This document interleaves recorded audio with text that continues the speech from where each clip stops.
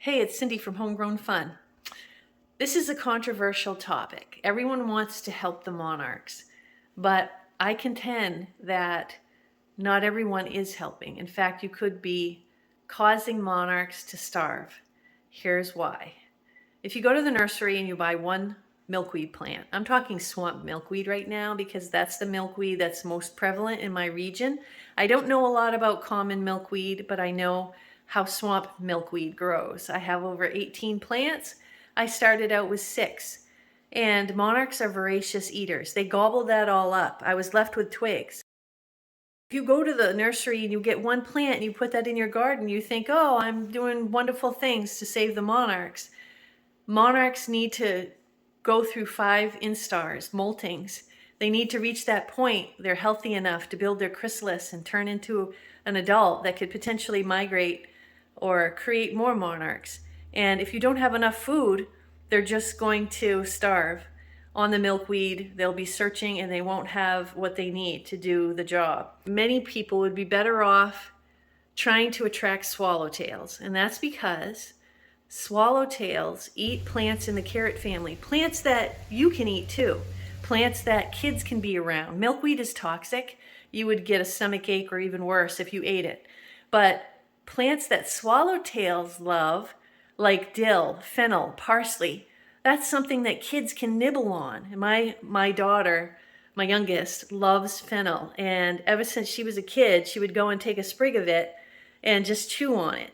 And this is the kind of garden that I love, that's more immersive versus let's just watch the monarchs on the milkweed plant. That may not be enough. Also, milkweed becomes very twiggy and straggly when it's eaten up.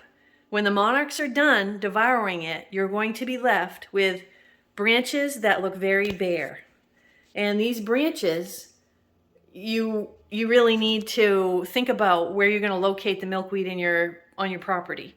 I had it close to my house and it looked great while it was full, and once the monarchs were done, it looked awful. And also they're tall. The swamp milkweed was like 3.5 feet tall, and I didn't have any shorter plants in front of it, so it looked awkward having taller plants right near my back steps. And then when it was eaten, all the foliage was gone. It looked like I had dead bushes near my back door. So if that concerns you at all, that's another reason why think about planting an herb garden, something that attracts swallowtails, something that will sustain them. There are so many different types of swallowtails, and you'll get a lot of bang for your buck. Kids will love it. I love it. I love swallowtails. They're so animated when they're young, and they change when they're just born. They look so different from when they've grown and molted and shed their skin.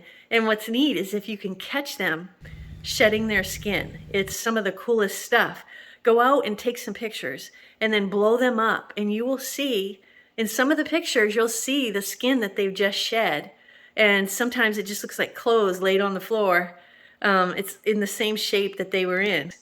So there you go. Some controversial ideas, but it's from research. It's from reading. It's from becoming educated versus just looking on reels and getting the latest and greatest trends and doing something that people will love.